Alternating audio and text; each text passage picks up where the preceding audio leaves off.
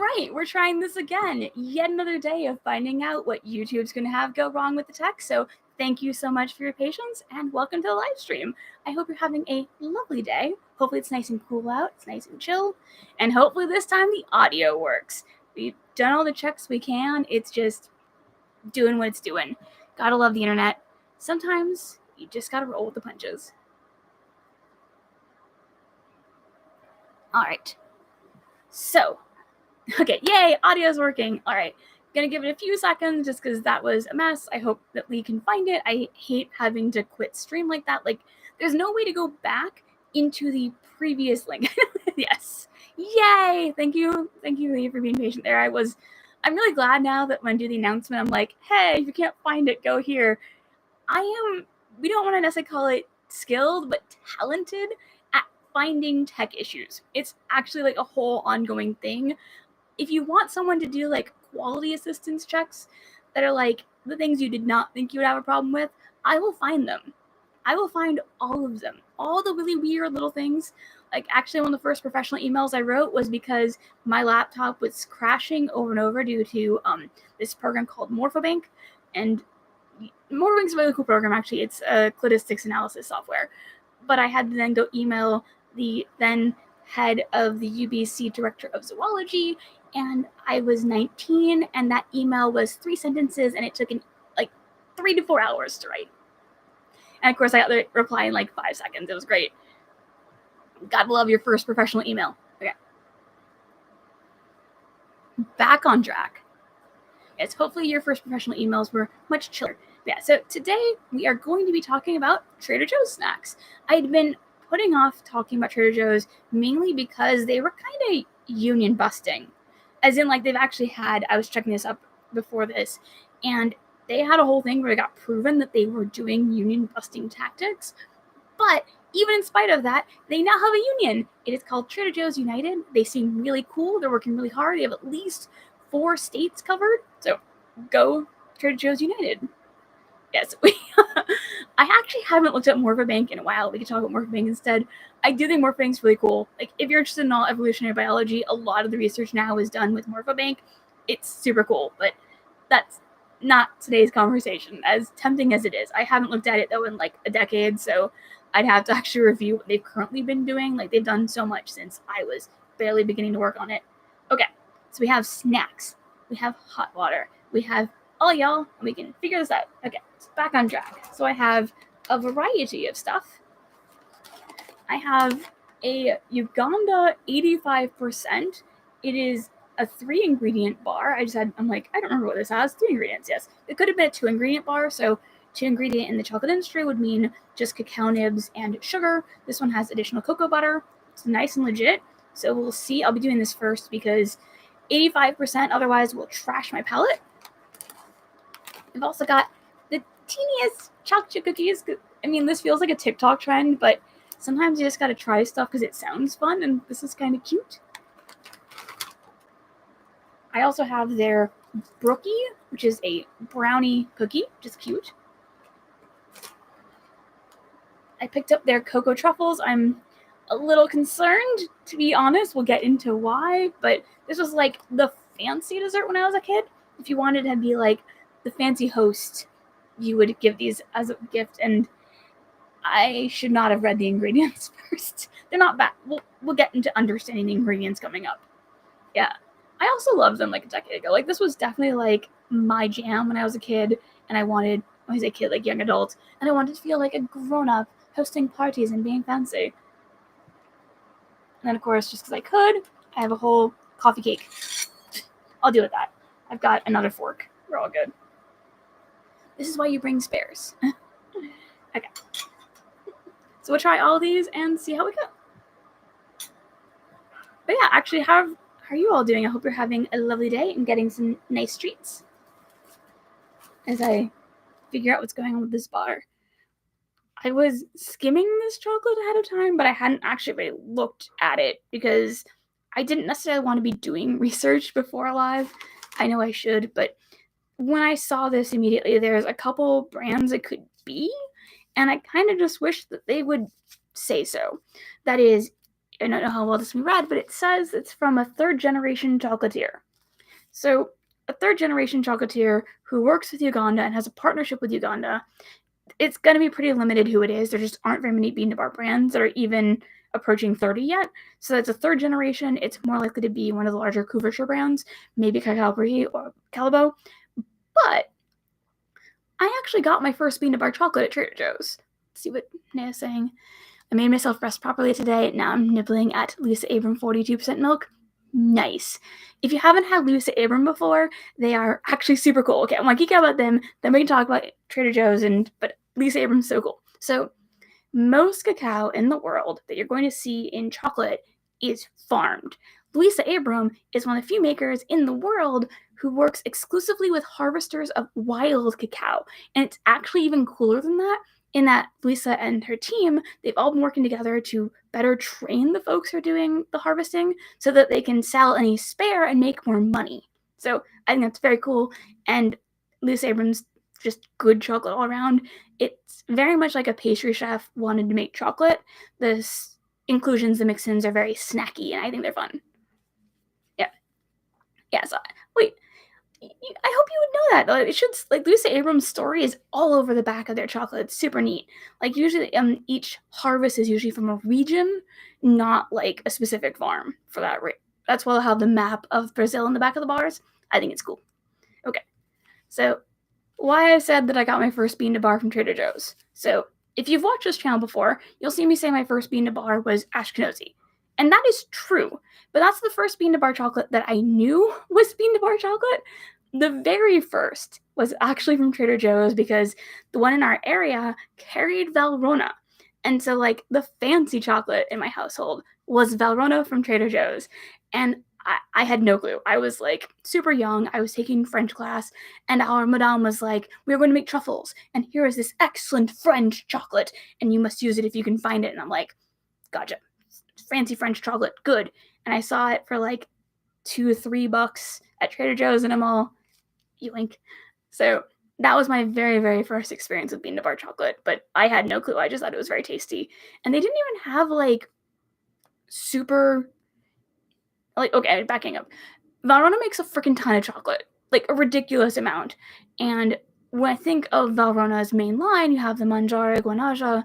Those you see everywhere nowadays. I think it just said, like, Noir 70% or something. It's just really not very much information. So this has way more information than I would have gotten back in the early 2000s. So let's see. We've got, apparently, rich caramel notes and mild fruity undertones, which does match what I expect in general from Uganda. So that's cool. I am concerned. An 85 with an unknown maker does concern me. Like, I know that Trader Joe's is all about their branding, but I kind of want to know who's making this, just because that really informs a lot about the style, about how they balance flavors, how they balance textures. This is a nightmare to open. How do you get this open? This is not built for easy opening on camera. Nope. Okay. Let's see what we got. Oh, what about the labor pool? Was there stuff going on with Trader Joe's United? Super curious. Okay. We've got a massive bar. What have we got in here? It looks pretty good. Oh, about the chocolate source? Yeah, like I'd want... Okay, so I will say that based on the fact they're saying it's small farms in Western Uganda, yeah, I would like to have more information than just that because there are a bunch of sources in Uganda. And is it a... Yeah, I have no idea what's involved in their sourcing. If we knew the maker, we'd have a lot more information here. I will say it looks like they're using a custom mold. Let's see here. And it's cute. It's got cacao pods on it. But I definitely don't know who this is. Like, I feel like I should know, but nope. Like, it's generic enough that I can't tell you who this is based off the mold. My assumption is still Cacao Brie or Calabo. They're the big private label folks and makers, and you'll see them everywhere. Let's see. How's the snap? That's a pretty good snap.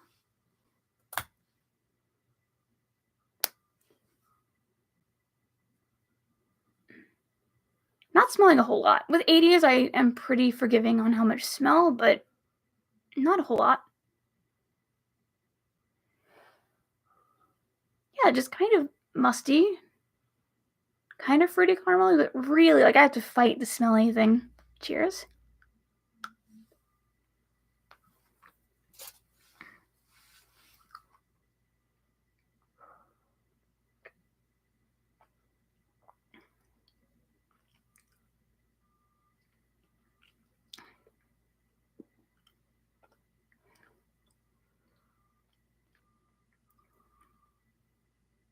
Hmm.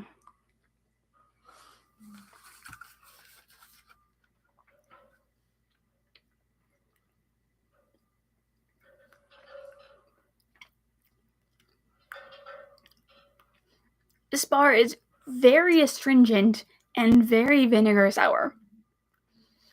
And if you're thinking, oh, it just because it's an 85, I like eating 100%. So an 85 is in my wheelhouse. I will basically eat straight cacao nibs if I can get my hands on them. 85, I have an 80 that I like eating regularly. I don't eat a lot of 85 90s, but it's more because there just aren't very many available. There are some good notes in here. Like, there's a definite caramelist. I'm getting the caramel. I'm getting a little bit of raspberry. But it's overwhelmed by the sheer amount of astringency going on. Like, it's very drying. And it's very, like, I wouldn't quite call it vinegar, but there's this distracting, almost sour, almost chemical note. Wow. Give me some water. I've had worse in the higher percentages, but that's frustrating. That was a nice brownie note. Like, as soon as I wash off most of the taste, I get this lovely bit of brownie.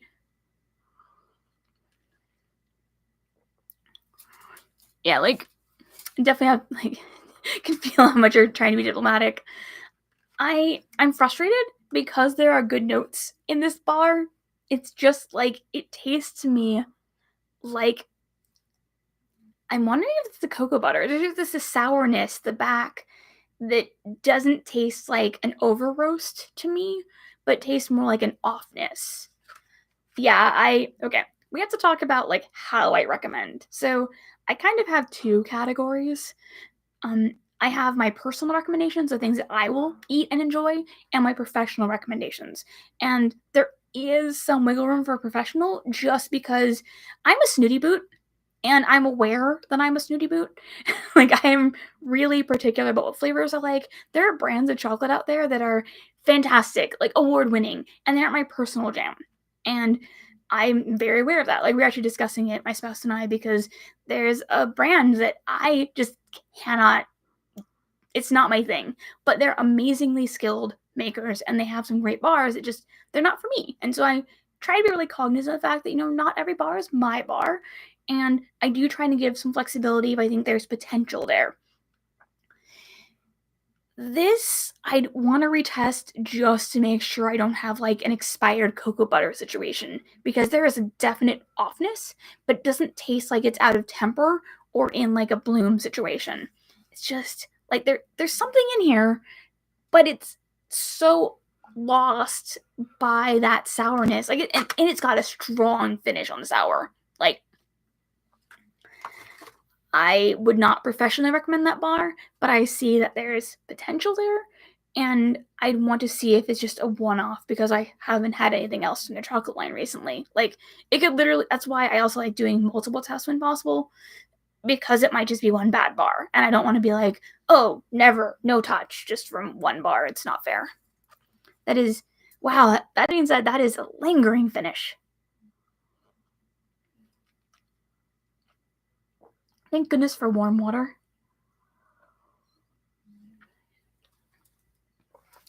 I will say texture-wise, it's very smooth, and I can definitely see the skill in the bar. Just, like, it's very hidden. Yeah, oh gosh. No, don't need some tequila to wash it off. No. I don't drink, so no.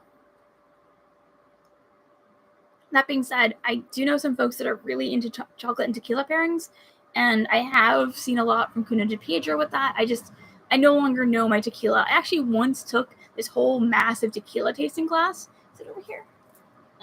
Somewhere over there. I actually have a whole like glass tequila horn. Yes, back when I drank alcohol, I did a lot of like education information on alcohol. This whole thing. I'm good now though. I'm good without alcohol. I got my tea, I got my chocolate, that's plenty. Alright, let's find something not that. That being said, I know what I should go to next for like progression of flavor. Okay. Let's take on the truffles. Alright, so the reason I was saying that I was concerned, let me find the ingredients here. I don't know how well this will show up on camera. Will it be legible? That would be really nice. Okay. You can see the first ingredient is coconut oil, then sugar, then cocoa powder, and what really concerns me is that it's cocoa powder processed with alkali, also known as Dutch process, which I'm not against Dutch process. I think it has its uses and its applications and can be fantastic in them. I think cocoa truffles should have flavor, especially since it doesn't actually have chocolate in it. They're only cocoa. And so if you're using Dutch process, you're losing all the nuance cocoa can have, which it can have a lot. Like, excuse me. We just got an order from Good Now, and there's so much scent and smell and potential in that cocoa powder. I'm really excited about it, actually. Okay. Yes, we are not talking about blowing out the taste buds unless we want to make those kind of jokes later. I mean, I will say that I have a couple jokes that are probably like not safe for work, but I never say them on here. I don't know, I'm not a good enough pirate for those jokes. Okay. What? It just smells really sweet. Like, what? I'm trying to figure out how to describe it because it's so candy sweet. And just sitting here smelling a bag of truffles, but seriously, it's like sugar, not palm oil, almost more coconut oil, but not coconut. There's a sweetness and a butteriness to it. It almost reminds me of Pokey. Like, it's really, really sweet. Like, okay, I mean, they look good. Got a nice little truffle dusted with cocoa powder. Okay. Still very, very sweet smelling. Cheers.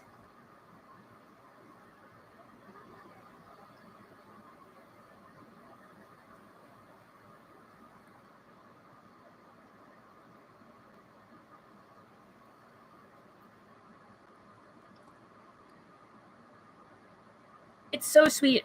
I know I'm jumping from an 85, but I've done worse jumps before. One time at a festival, I went from like 40 to 100 and then back again. So I know I can do that, but which you should not do 40 to 100. It will hurt. Yeah, it's not sugary palm oil. Again, it's overwhelmingly just sugar. And then through it, you get the Dutch processed cocoa powder, and that's very fudgy. But it's fudgy, vanilla, marshmallow, and just sweet. Just overwhelmingly sweet. Yes, my taste buds were very mad at me. I was at a festival, and I am a chocolate festival, and I am very easy to convince to try anything, especially chocolate festival. You're like, here, try this. I'm like, yeah, sure. Then I remember what I just had a few seconds prior and go, oh no, this is going to hurt. But I taste it anyway. So, like, I will say the notes are solid. It is very much a cocoa truffle. So, yeah, it's got a very short finish, though. But yeah, cocoa, fudge, and marshmallow, and vanilla. But it's, like, super fast. It's all you get is this little short burst of cocoa. But you get it after this overwhelming wave of sugar. Wow. I mean, yes, I know I just came from an 85, but wow, that's sweet.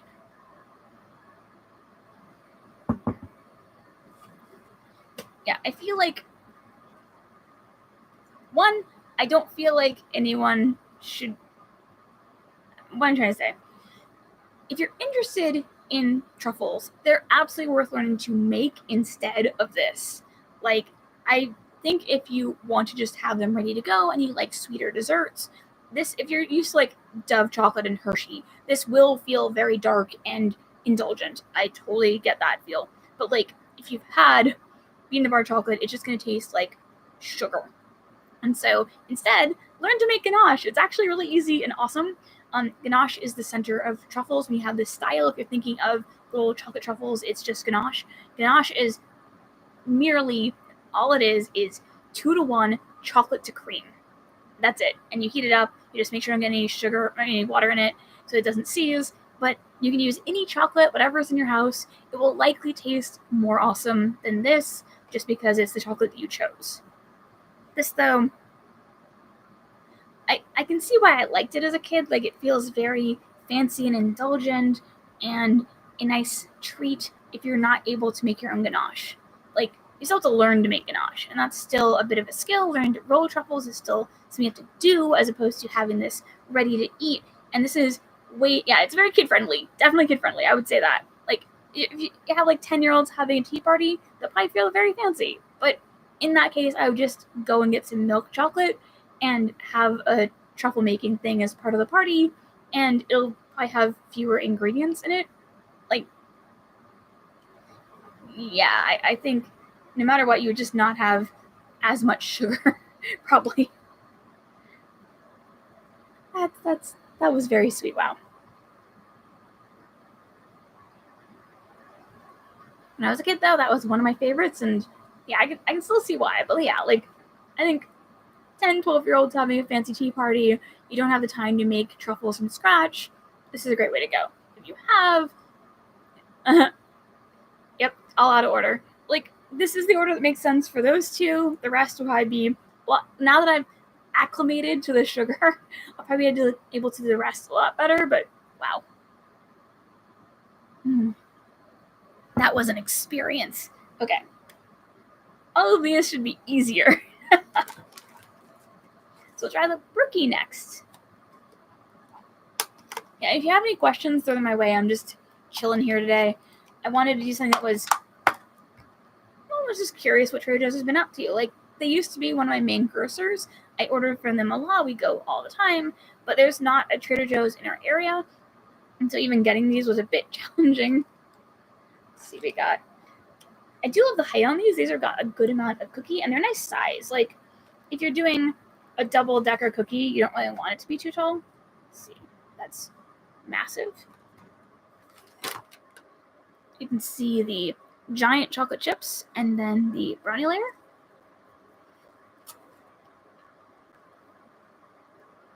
This smells less like chocolate than the truffles. It just smells really, really sweet. Like, but the same kind of sugary note, sugar vanilla together. I'm a little concerned. More than a little concerned. Oh, yes. Cheers. Yeah, I want to make a version of this too, actually. This shouldn't be too hard to make.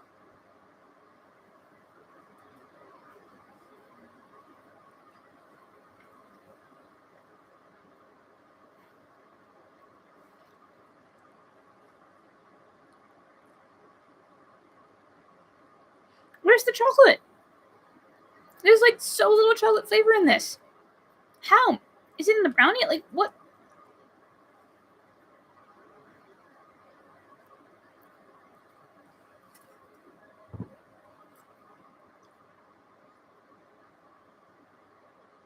I'm failing to taste any chocolate in here.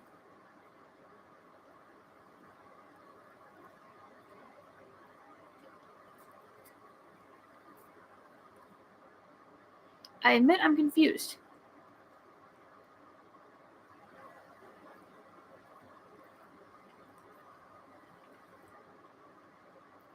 Okay, so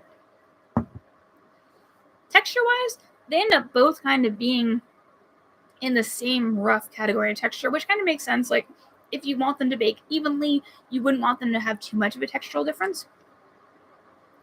And I do think that's harming both of them. Like, I make a lot of blondies. They're one of my favorite things to just make as a snack.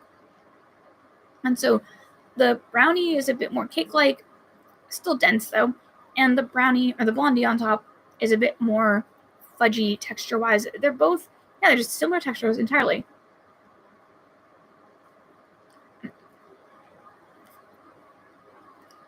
I mean, I would almost hazard a guess that they're the same dough, but with more cocoa added to the brownie based on how they're eating to me. They might be more different, but texture-wise, they taste very structurally similar. So it's like, but like blondies usually have a bit more of a crisp crust and chocolate flavor. I am so confused. Like, it's just sweet. There's a cocoa-ness to it. It is cocoa-y, but it's not. You would expect this to have like a very dense chocolate note and then a bright brown sugar sweetness from the blondie, which I totally do want to make my own version because I think it'd be awesome. But I think it'd be easier and better for both if you made them separately and then stacked them, maybe even put like some custard or a ganache in the center to be fancy. But like these together, it's not working. Like, I want to like it. There's so little flavor. Like, trying to figure out what even is going on here. Like, I am legitimately confused because I've never had a chocolate dessert that's supposed to be this chocolatey where I'm not tasting chocolate. And yes, I had the 85, but because of the cocoa truffle, I should actually be more able to taste sweeter chocolate right now. That's a bummer. I feel like you did it as a swirl before. This as a swirl would be awesome. Like, I could see doing this as a swirl. I've done black bottom cupcakes as a brownie with a swirl, and that's really good. But yeah, this is, I think individually they should be baked on their own so they can shine on their own. Because yeah, losing the crackly brownie top really does hurt it, and we don't really have much of a crisp top from the blondie either.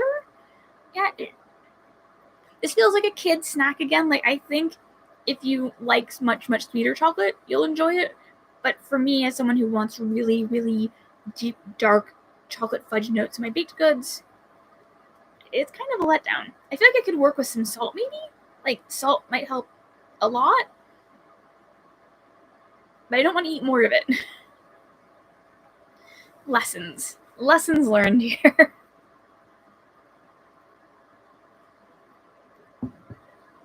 I admit I am totally confused right now because I legitimately thought when I saw the ingredients that, okay, it's going to be just a bit sweet, but workable. I should have tasted more chocolate. Okay. So let's try the tiniest chocolate chip cookies as I try to find something with chocolate in this live stream. I don't know if they still have them. I couldn't confirm. Like, doing the shopping was kind of a mess for this. I wasn't on site. What is that noise? There's a really weird drilling sound outside, and it sounds kind of like a dental drill. That's uncomfortable. Kind of reminds me of when I was in undergrad, too.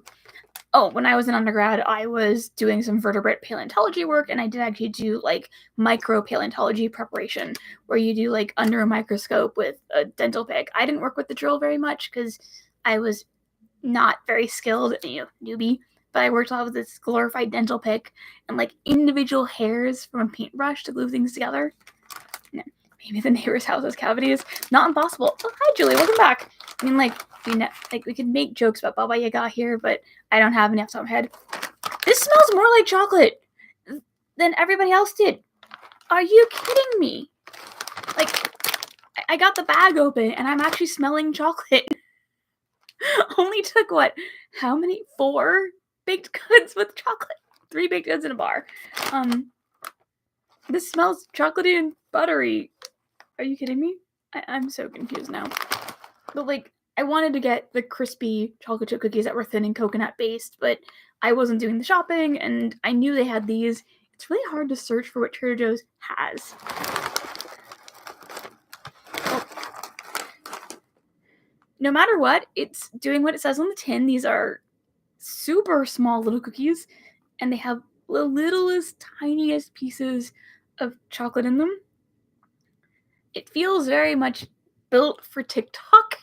Like, I'm assuming people make cereal out of this with this size. It's like maybe their version of Cookie Crisp. Yep. And no matter what, they've accomplished what they said on the bag. I want to know how they make these. Like, I would totally love if Trader Joe's put out a how it's made for these, because, like, how, in a way that works. They're very cute, but, like, yeah, like, they're very, very round. So are they being extruded onto something? Are they being, like, put into a mold? Because they're all consistently... actually, let's see. No, they're actually a little inconsistent. So I think there may be a drop mold, but still, how do you control chocolate chip cookie dough to get it this small and make it still work? Yeah, smells like chocolate and butter. Okay. Cheers.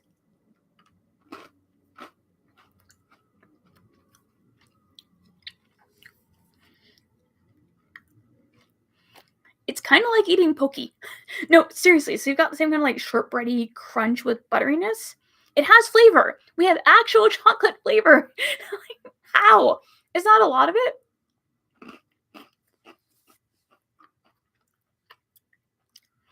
Like, if you imagine a slightly buttery Pokey cookie with a little bit of chocolate on top, that's what these taste like. So yeah, we've got butteriness, the teeniest, tiniest bit of chocolate. What it mainly has is an immensely satisfying crunch. Like, I wouldn't want to eat these all the time for sure, but the crunch is just really what makes it work, because it is so nice to chew. Yes, this has more flavor, these, than brownies. How?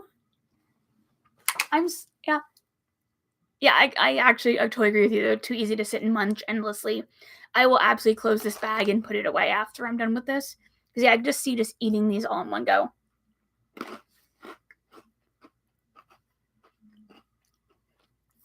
I will say, eating two together, I got way less chocolate flavor.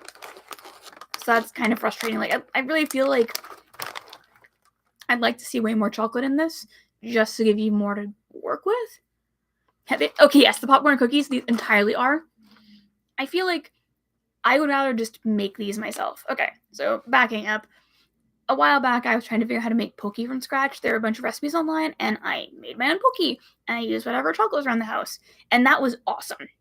It's actually pretty easy to make your own Pocky, so, I mean, they're not going to be 100% accurate, but they're pretty tasty. And I had some raspberry chocolate that had just expired for, like, normal use and was going into the baking chocolate, so I dipped it all in raspberry chocolate. It's a good call. I do think this would work pretty well in vanilla ice cream, definitely. Like, this is a good one for Sundays, vanilla ice cream. I still would prefer to just make cookies and not eat 100 of these in one go, because I could see it being very easy to empty this bag. How many servings is this? Yeah, they're saying that a serving is a third of a cup, which that's intimidating, but I'm surprised this is the best one so far. How? I bought this so we'd have something that was cookie based. If you told me this was going to be the best one so far, I would not have believed you. Legitimately. Like, I'm glad they work. Okay. I have one more, but since it's a good stopping point before the last one, do folks have any questions or thoughts or just stuff you want to add in? Because I can get going more. I realized I hadn't opened the floor for chocolate questions.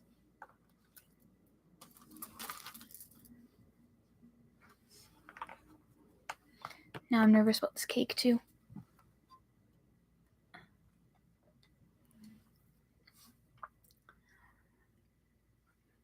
Since we're having quiet on the floor, all good.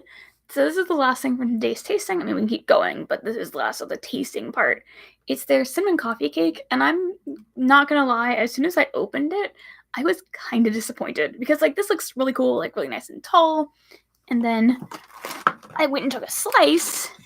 I don't know how well it's gonna show up on camera, but, like, there's very little swirl. It's just kind of a thin, tall cake, and it's got some swirl, but I kind of was hoping for more anything. Like, stuff, yeah. Because I've made coffee cakes. They're not that hard. They're worth doing. If you like making cake and you want to have a snack cake, I highly recommend learning to make coffee cake. I am just a coffee. Like, I think that my favorite right now is still I Am a Food Blog has this like Starbucks copycat cake that's super small and it's just the right size for like bags falling. And yeah, it makes a nice little loaf. It's cute. Like, this is just okay. I will say it's not a weird format actually. I grew up, I mean, this might be a local thing, but like when I was a kid, round coffee cakes in a bundt cake style were pretty much traditional. Actually, like what I was used to was blueberry sour cream or blueberry cream cheese coffee cake. So just cinnamon crumbs like this, which is more of a Starbucks thing, I feel like, in the last few years, isn't what I grew up on. Let's see. Smells good. It does smell like cinnamon, so that's something here at least. Of course. Okay.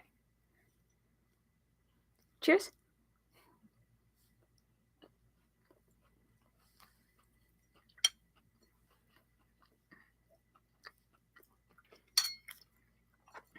This is actually a pretty good little coffee cake. I definitely think a lot of it is the crumbs. The streusel is just running this. It's got a nice smell of cinnamon, almost a little bit of heat even, so a little spicy. And yeah, my problem with it is just it's not very soft. I like to have more of a tender cake for this.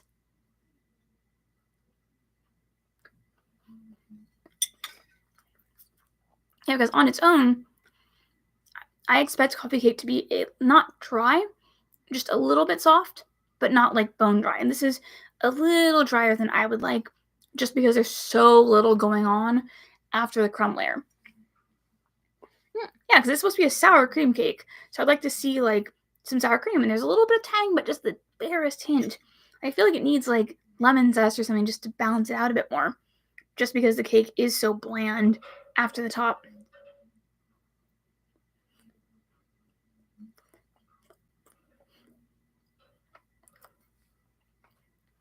Yeah, it's like I think if they had the cake at half its height, because the height just feels like it's for show as opposed to for flavor.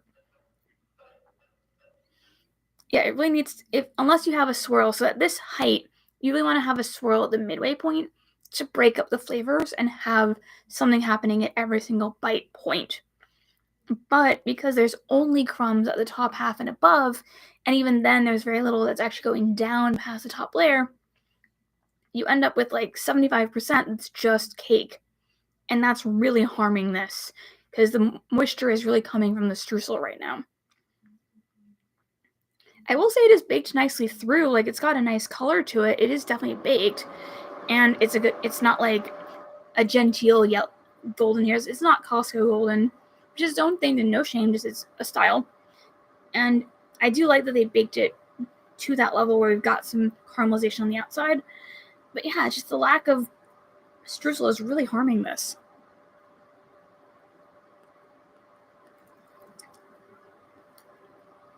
And actually, one issue texturally is that I think they should have used a larger grain sugar. Oh yeah, I keep forgetting that most of you haven't actually seen me go into like entremet mode because I haven't had a lot of entremets on the channel. Yes, I'm also all about the streusel. The cake is for delivery of the streusel. Yes. Okay, so like the streusel here, as most of you will know, is going to be a butter, sugar, spice blend, maybe with some oats, depending on the style. Not this one. There is just a very basic amount of flour, sugar, cinnamon, I think here. Maybe a hint of nutmeg, but that's pushing it. Feels pretty cinnamon basic to me. No shame, just a style. But I'm finding that there's a large bit of the sugar that didn't fully incorporate into whatever butter or oil they were using as a mixing agent. So there's usually a binding agent, likely oil, potentially butter, maybe both. And because of that, some of the streusel ends up having a granularity to it that's just kind of like chewing on sugar cubes. It's gritty, it's not incorporated, and that's just a sign that like they probably have some really big pieces that aren't fully mixed in a way that works for this particular streusel. Now, that's just me being a nitpick on this because everyone's gonna have their own preferences for how much sugar you can taste in the final streusel. I'm thinking if they had a bigger format sugar, so like a demerara, which can be very, very large, you get a crunch out of it as opposed to that gritty texture, and that would resolve some of the problem here. But because there's so little streusel overall, it's more distracting because it is like the one flavor that pops out of the cake as you're chewing on it. Like, yeah, it's not a delightful thing. I think it's not all of it. It's just happening on occasion, which could be an issue with however they're mixing it, because I can only imagine that, like, with streusel, ideally you want it to be inconsistent in size. You want to have some big balls, you want to have some little balls.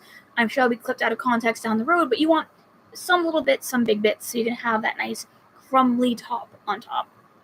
And yeah, I think something's going on with the mixing.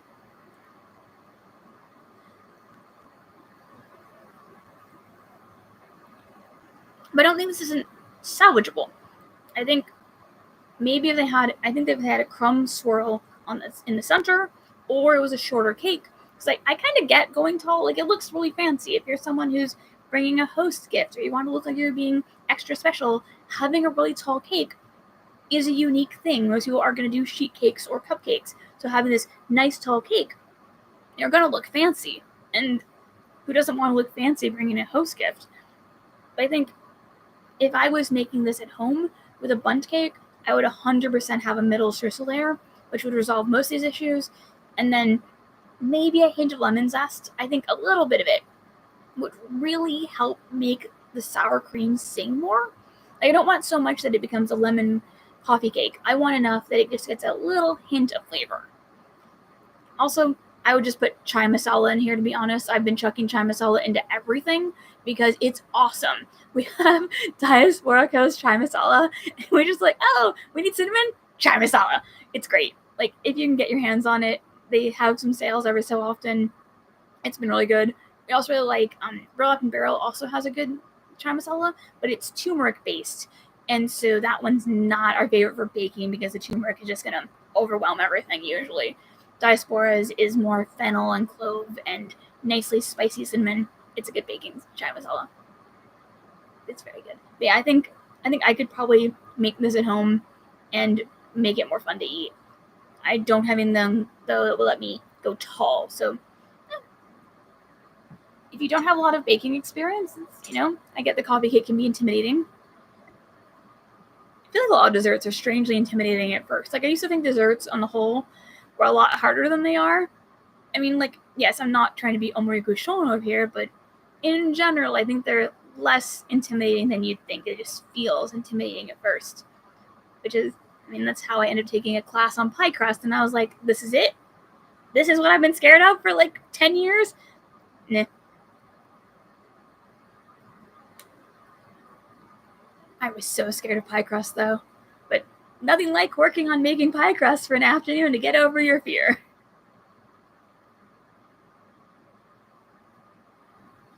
I still have to actually, now just reminding me, I need to plan the next small batch bake-along. I've got it mostly planned. I just haven't decided how intense it should be.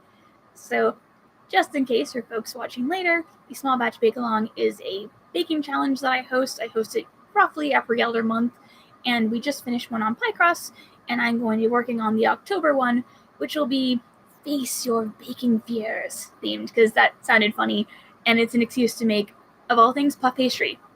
The last couple of pie crust recipes I tried super straightforward. Yeah, pie crust is really straightforward, but I think if you haven't been trained on it, you didn't have like a grandma or an aunt or a relative who would help you through it, it's really scary. And I trashed a lot of baking as a teen, and so I got scared off of a lot of baking, actually. I baked very little until I was out of the house and on my own and had time to get cookbooks. Ooh. Oh, is that a phrasage? So you're talking about basically building up layers by hand and slapping them together. So that does sound like phrasage style pie crust. There's this whole subcategory of pie crust that is so freaking cool, but work. Like, not work in terms of like hard, it's just time consuming. Where you basically make butter pats with the flour and you smear it, and then you scrape that up and put it into the set, and you make these super thin, really flaky layers of pie crust. That's actually what I was taught on, was a phrasage method. It's just that normally I don't feel like cleaning enough to have the space to do that, and so I make Kenji Lopez-Alt's food processor pie crust, because you just put it in the food processor and it's done. I will say also Sally's Bacon Addiction has a pretty good basic pie crust for beginners. I think that one can use a fork or your hands or a pastry blender. Nice and simple. But yeah, I was very afraid of pie crust growing up. very, very afraid. And I feel we gotta be honest about it, you know? Like, I feel like until I was an adult, I basically made, like, Rice Krispie treats. I didn't even make them in the pan. I would make a pot of Rice Krispies, and then I would make a mountain on a plate. And I would just sit there and have, like, this giant mountain of Rice Krispie treats and maybe some wax paper under it. And then I was like, oh, as chat disconnected. Gotta love technology. That's a new one. We need, like, a bingo for all of the tech problems that I end up with on this channel. It's amazing. Okay, so I'll keep talking. We'll see if reconnection happens. If you catch all this later, great. If not, we'll see how this goes. Actually, I'm going to run a quick note in here. Can you see this? Let's see. Gotta love technology. Okay, I can't connect to chat. So that's probably a good sign to give it a few more seconds, see if chat decides to return to us.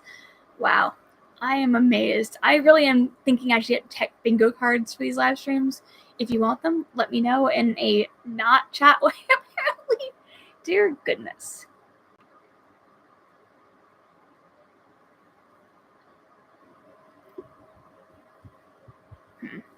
You know what? We're at 46 minutes. Chat is totally lost to the eons of YouTube. I'm going to wrap up the stream just because in case this doesn't come back, I don't want to leave you all hanging. But let's see, what did we learn today? Trader Joe's is a wonder of potential desserts, and the ones you like will probably be not the ones you expected to like, which that's pretty cool. I do think it's always worth trying desserts, whether or not you're 100% sure, because you might find some new favorites. As actually, based on my rule of thumb, is if I'm able to eat it, let's try it, because you never know. And also, let's be real, learning to bake is awesome, and you'll probably get really good results even compared to these, and probably for not that much more money. I will say I can make some pretty expensive truffles, personally, but I don't really feel like using $20 chocolate to make truffles. I can just eat the $20 chocolate. But yeah, thank you so much for watching. I hope that we figure out why I don't have chat working, because that's truly exciting. And I will catch you on the next stream and the next video. Bye! Technology. Gotta love it.